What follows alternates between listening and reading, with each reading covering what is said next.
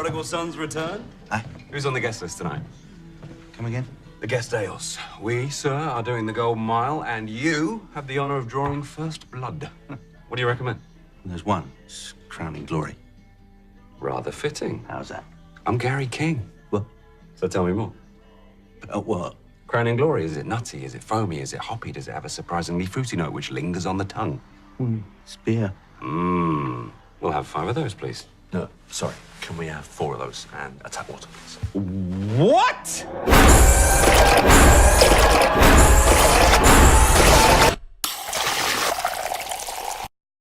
Edgar, you wrote The World's End a number of years ago with Simon Pegg. Over the last number of years, like, has the script and the story changed or evolved much? We came up with the idea for the story like at the end of the Hot Fuzz press tour, and it's actually inspired way back by a script that I wrote when I was 21 that was about me going on a pub crawl as a teenager, where I'd actually done it, or rather I hadn't, because I didn't finish the pub crawl. I got through about 6 of 15 pubs. Wrote the script when I was 21, never did anything with it, and then got to thinking about it after Hot Fuzz, thinking, oh, what if it was not about the teenagers?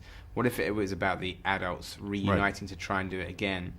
Got talking to Simon about it, and we very quickly came up with what the plot was. And the key thing that has always remained is that when the otherworldly intervention happens, they decide to continue with the pub crawl. We wanted to make it a quest film. It's like they're going to get through those 12 if it kills them. And so that never changed. And I think over the years we always thought it was a potentially really rich story, that there were a lot of personal elements and kind of like the comedy aspect of it that's more relatable to people in terms of that. You know, because I like it with all of the films, especially with Sean and this one, where people go, oh, I know that guy. Or if they don't say, I know that guy, you think, oh, I am that guy. I am Gary King. So I love that aspect. So, but we actually sat down to properly write it in 2011. So it was actually sort of then, once we actually started writing, it was actually quite a quick journey to the screen, Sam, would you like a drink? Hey, Steve, she's just got here. Come on. Sam, would you like a drink? I'll have a vodka tonic, thanks, Stephen. Sure. I'm just going to nip to the loo. Cool. Nature calls.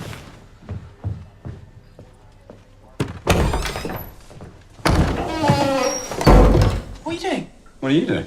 I'm going to the toilet. Well, then so am I. Gary, you are out of your mind. What are you talking about? You gave me the sign. What sign? You went to the toilet. Gary, are you serious? I haven't seen you in 20 years. Do you really think I'm going to have sex with you in the ladies' toilet? Well, the disabled is out of order. And like first day on set, how did it feel? Because obviously you guys are mates, but you hadn't worked like on a movie together since Hot Fuzz. How did it kind of feel like 3 buddies back together again?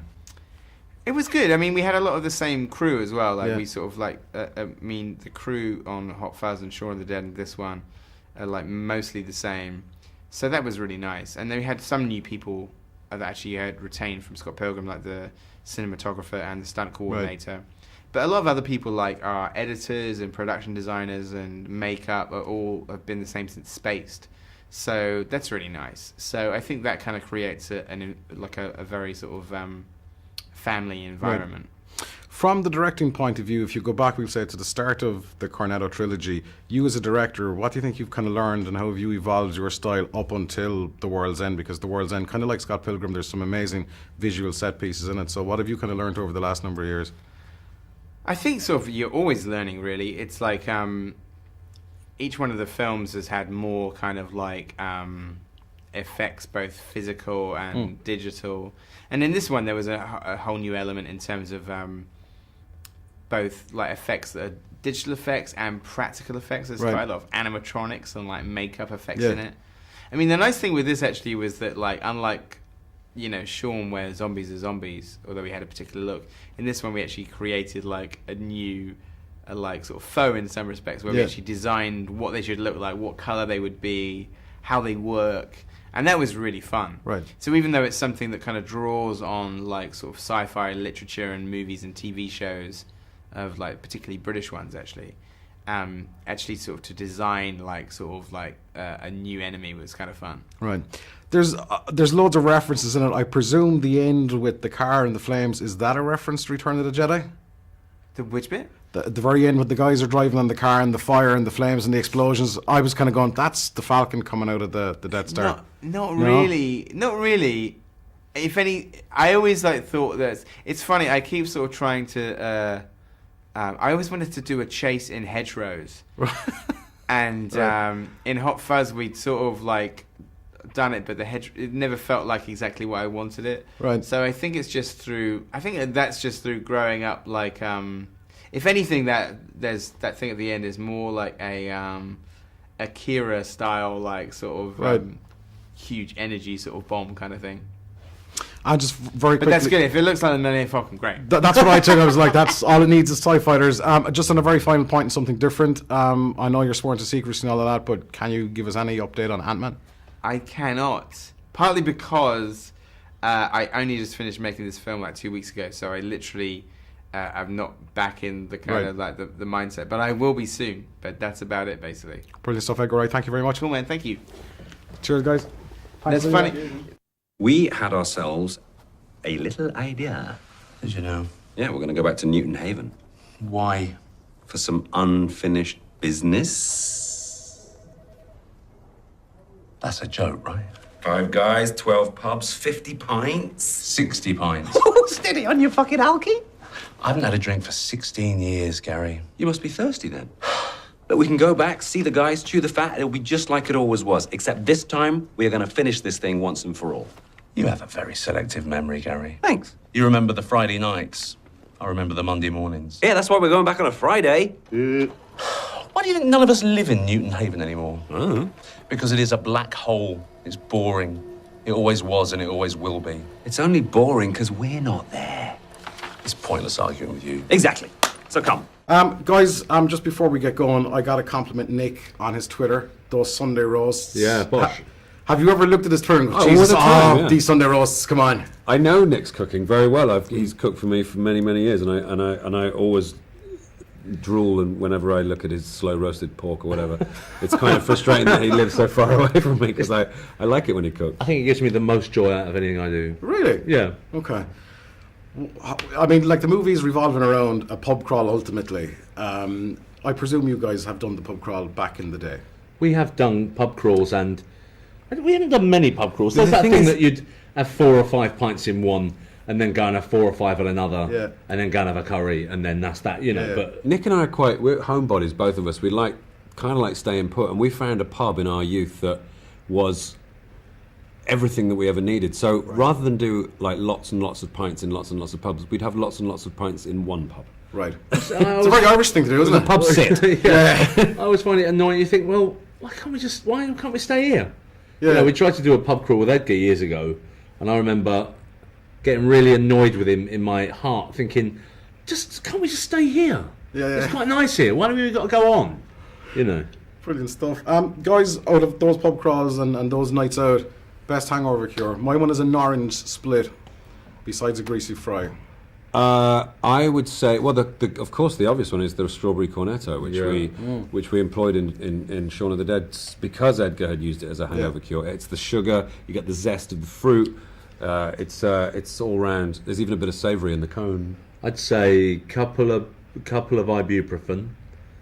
I always drink that Andrews liver salts. Yeah. Cold glass of that. Bed for a while. Get up at 1ish. Get back on it. Excellent. It really does make you feel better. I'll write that one down. Bloody Mary's nice too. Never had it actually. Quite nice. Just it's too early in the morning. Yeah. It's never too early for Bloody Mary. Guys, there's so much action in The World's End. It's great. Nick, you reminded me with those bar stools, General Grievous without the lightsabers and bar stools instead. Guys, how did you start with the action? It just seemed immense what you guys were doing. We trained. I mean, we trained, rigorously with our stunt team, with Brad Allen, our fight choreographer, and also just basic physical training. I trained for a long time before we even started doing the fighting. You have to be on it, Nick had done a dance movie. You pick up.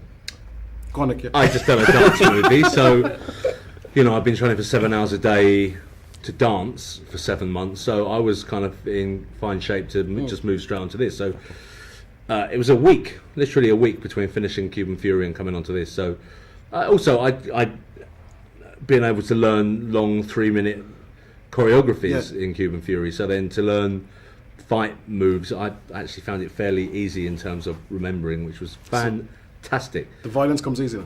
Violence comes easier than dancing. I'm more comfortable with punching than I am, Guys, if you were involved, God forbid, in a bar room brawl after all of this training, Simon, who do you think would do better? Oh, Nick. Really? Nick's got a fantastic power in his arms and upper body, and I think he can put his entire self behind a punch. I'd have to rely on a little more evasive tactics, maybe some jabs here and there. Right. I know how to throw a punch, but I couldn't sell it like Nick. He's a powerhouse. I think also in a bar fight, it's probably only 3% punching, right? And the rest of it is just immediate, devastating violence in any format. As quick as possible. Absolutely.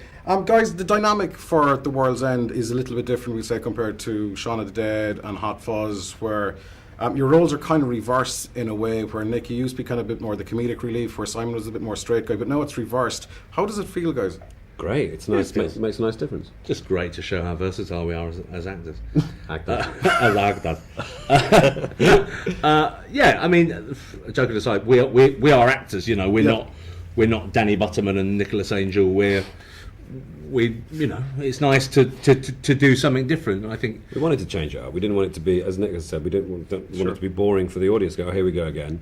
I think that would be the worst thing, to put all the effort into Shaun of the Dead and Hot Fuzz, and then do the same on this. And for those people that we've got, through Shaun of the Dead and Hot Fuzz, to then kind of switch off and say, I'm bored of this. Brilliant stuff. Guys, thank you so much for your time. Thank Greatly you so appreciate much. it. Cheers. Would it be an awful pain in the ass if I grabbed a quick photograph? No, absolutely not.